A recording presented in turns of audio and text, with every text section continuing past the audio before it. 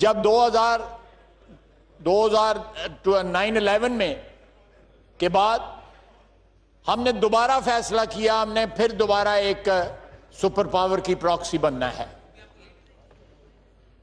तो जंग जो सरहद पार लड़ी जा रही थी और उसके असरात जो थे वो इनडायरेक्ट हमारे इलाकों पे पड़ रहे थे, उस जंग को हम खुद घसीट के अपनी दहलीज के अंदर ले आए। और उसके बाद जो कुछ हुआ सारे पाकिस्तान में, कराची से लेके वजीरिस्तान तक और सवात और गिलगित, लाहौर, क्वेटा, तमाम पाकिस्तान जो है उस जंग की लपेट में आ गया। और ये दोनों जंगें 80 की दहाई में भी और 9/11 के बाद भी दो फौजी डिक्टेटरों ने अपने इक्तदार को दवाम देने के लिए जंगें लड़ी। ये पाकिस्तानी अवाम की जंगें नहीं थी, ये फर्द वाहद के इक्तदार को दवाम देने के लिए जंगें थी। 80 की दहाई में भी और 9/11 के बाद भी अपनी जाती ख्वाहिशात इक्तदार की जो है उनको अमली जामा पहनाने के लिए पाकिस्तान को दहशतगर्दी की जंग में, दहशतगर्दी की भट्टी में, आग में धकेल दिया गया। जनाब स्पीकर, ये 70 साल में हमारे साथ जो ट्रेजेडी हुई है और खुसूसन उसका जो निशाना कराची का जो शहर बना, फाटाकत सारे इलाके बने, सवात बना, हमारे खूबसूरत शहर जो है वो दहशतगर्दों की आमाजगाह बन गए। ड्रग्स और क्लैशनिकोव का कल्चर आज तक हम उससे जान नहीं छुड़ा सके।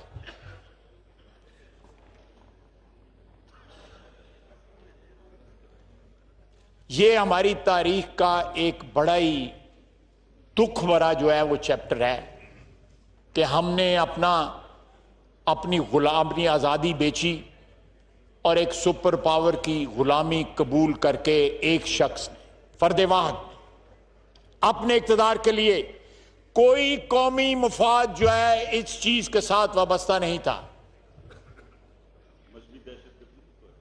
मजहबी दहशतगर्दी, इस जो हमने किरदार अदा किया अफगान जंग में, जो एक सो कॉल्ड जहाद था, पता नहीं उसको जहाद क्यों कहा जाता है। हमारी सोवियत यूनियन के साथ कोई दुश्मनी नहीं थी, पाकिस्तान की कोई दुश्मनी नहीं थी सोवियत यूनियन के साथ।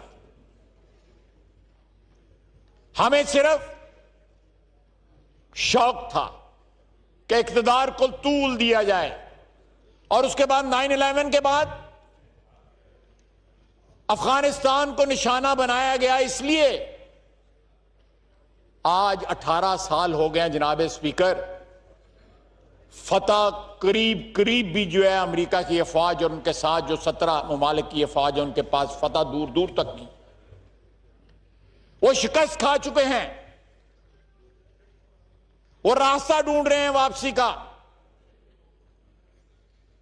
इन तमाम हालात को मद्देनजर रखते हुए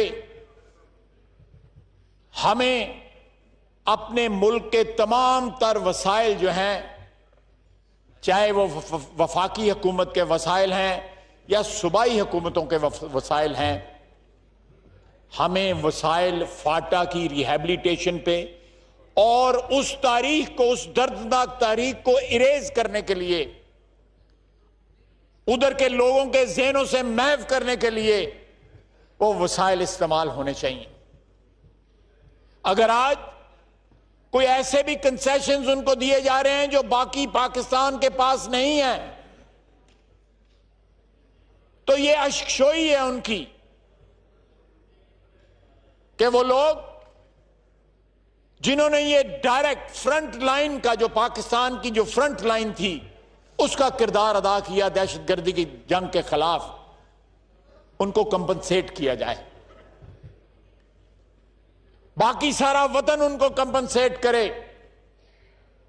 उनको जब मर्जर हो गया, उसके साथ साथ उनकी जो नुमाइंदगी है, चाहे वो सूबाई असेंबली में है या नेशनल असेंबली में है, आने वाले सेंसस तक या जो भी हाउस का जो एक कंसेंसस बिल्ड होता है, या 10 साल तक, वट एवर इज अर्लियर, मैं एक सजेशन दे रहा हूं, आप उस तब तक एक इंटरम अरेंजमेंट उस खित्ते में करें। ये हमारे ऊपर कर्ज है, ये सारे पाकिस्तान पे कर्ज है, ये फाटा के अवाम का। और दूसरी बात यह है कि जिस वक्त सेंसस हुआ इलेक्शन से पहले, जो पिछले इलेक्शन हुए 2018 के, फाटा की पूरी आबादी वहां पे मौजूद नहीं थी और सारे पाकिस्तान में डिस्पर्स हुए हैं, वो केपीके में डिस्पर्स हुए हैं, वो सरहद के उस पार जो है माइग्रेट कर गए हैं। जब तक वहां पे अमन जो है उसकी जड़ें मजबूत नहीं हो जाती, जब तक अमन जो है वहां पे वापस नहीं आ जाता, मामूल की जिंदगी वापस नहीं आ जाती, मेरा ख्याल है कि उस इलाके को, उस खित्ते को एक ऐसी स्पेशल ट्रीटमेंट की जरूरत है बाकी पाकिस्तान से, जो उनके दुखों का मुदावा कर सके। जनाब स्पीकर,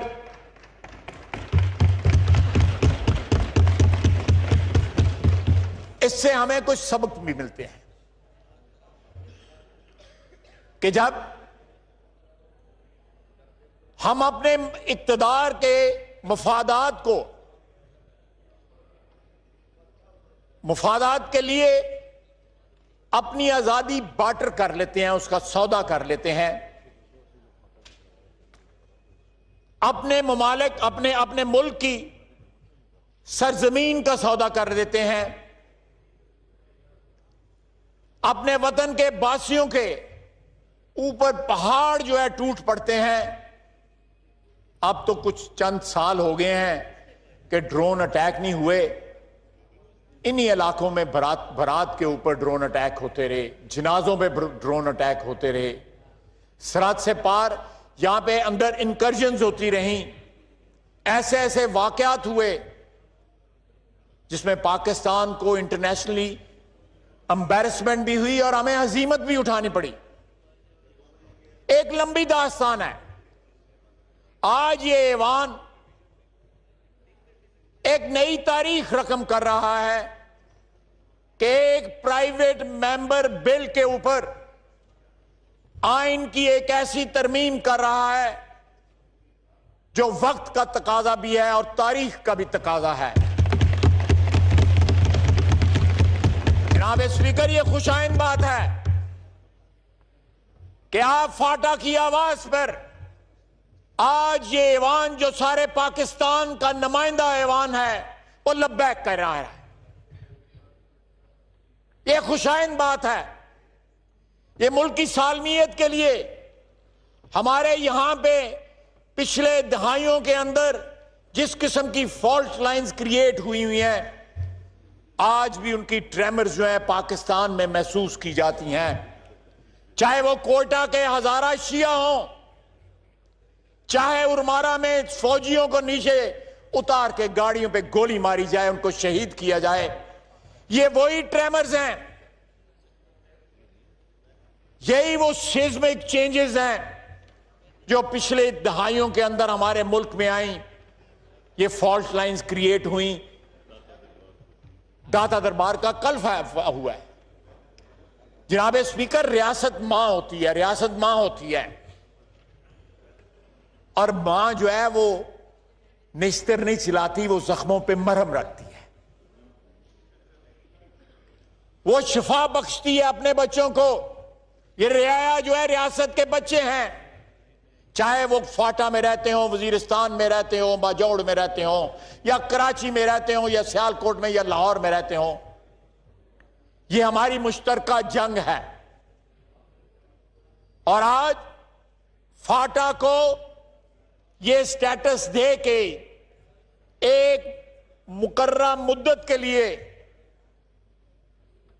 हम उनके साथ कोई एहसान नहीं कर रहे, ये उनका हक है।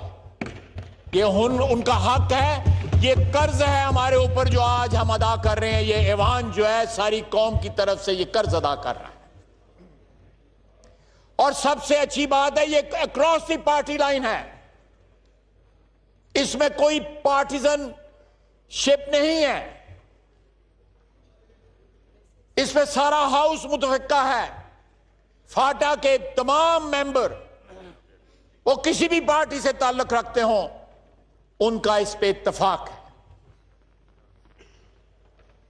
काश ये ऐवान जो है इस तरह के अहम कौमी मसाइल के ऊपर इत्तफाक राय और मौकों पे भी पैदा कर सके।